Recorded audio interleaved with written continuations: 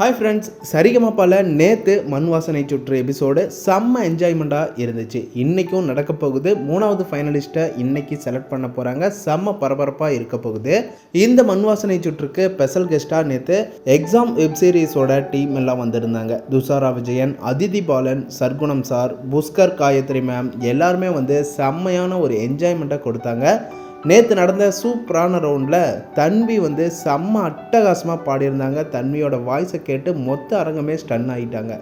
அந்த அளவுக்கு அமேசிங்கான ஒரு பர்ஃபார்மன்ஸை தான் தன்வி வாய்ஸில் செம்மையான பாட்டை கேட்டு என்ஜாய் பண்ணாங்க. எந்த பாட்டு பாடியிருந்தாங்கன்னா ஒரு சனம் தூங்கிடுச்சு அப்படிங்கிற ஒரு செம்மையான பாட்டை பாடியிருந்தாங்க. தன்வியோட வாய்ஸில் உண்மையாகவே கேட்க அவ்வளவு இனிமையாக இருந்துச்சு. ஜட்ஜஸ் எல்லாருமே செம்மையாக என்ஜாய் பண்ணி கேட்டு தன்வியோட வாய்ஸில் ஸ்டன் ஆகிட்டாங்க அப்படின்னே சொல்லலாம். தன்வி பாடி முடிக்கிறதுக்குள்ளே கோல்டன் பர்ஃபார்மன்ஸ் கொடுத்தாங்க. தன்வி பாடி முடித்ததும் அரங்கமே எழுந்து நின்று கைத்தட்டி பாராட்டி உற்சாகப்படுத்தி இருந்தாங்க. செம்ம வேறு லெவலில் இருந்துச்சு இதெல்லாம் பார்க்க.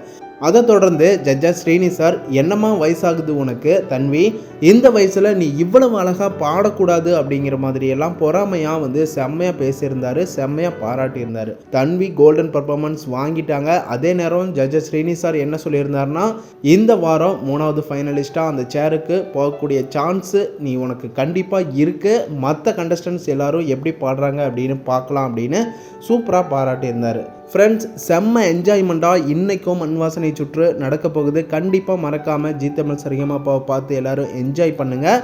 அதே நேரம் 3வது ஃபைனலிஸ்ட்டாக யார் வருவாங்கன்னு நீங்கள் கெஸ் பண்ணுறீங்கன்னு கமெண்ட் பாக்ஸில் கமெண்ட் பண்ணுங்கள். ஃப்ரெண்ட்ஸ், அப்படியே நம்ம சேனலை ஃபஸ்ட் டைம் பார்க்குறீங்கன்னா சப்ஸ்கிரைப் பண்ணி சப்போர்ட் பண்ணுங்கள். அண்ட் பெல் ஐக்கனையும் கிளிக் பண்ணிக்கோங்க.